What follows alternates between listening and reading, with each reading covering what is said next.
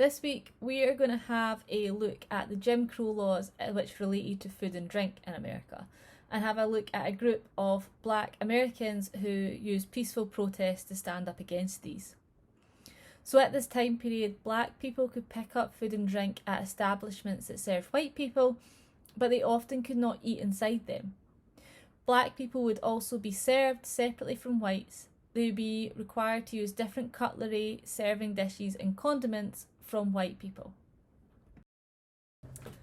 4 students from the North Carolina Agricultural and Technical State University wanted to challenge these Jim Crow laws. Their names were David, Frank, Ezell, and Joseph.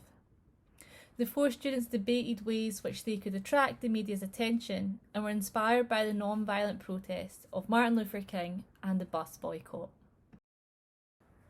This event took place in the city of Greensboro in North Carolina. The plan was very simple, but it was effective.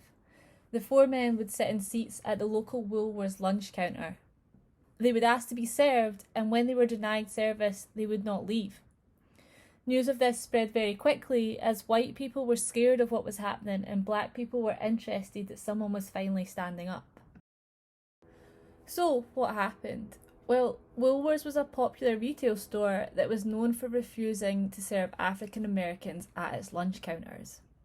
So on the 1st of February 1960, the 4 17-year-old boys determined that they would enter the store, purchase some school supplies, and then sat down at the lunch counter to eat.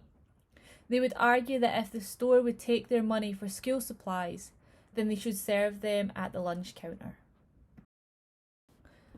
The next day, on February 2nd, 1960, more than 20 Black students, including 4 women, recruited from other campus groups, joined the sit-in. The group sat with schoolwork to stay busy from 11 a.m. to 3 p.m. The group was again refused service and were harassed by the white customers at the Woolworths store.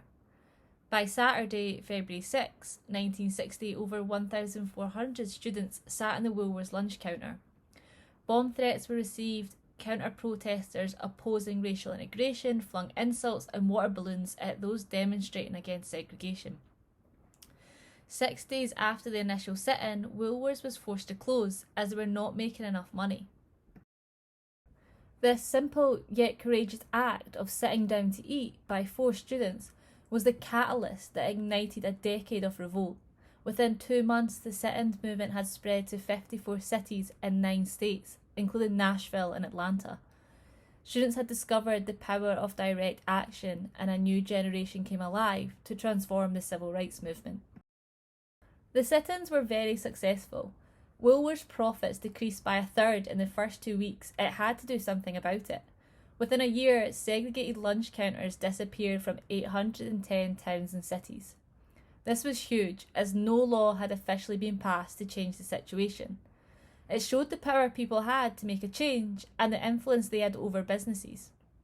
However, it didn't change everywhere, and Deep South segregation still opposed the mixing of Black and white people at lunch counters.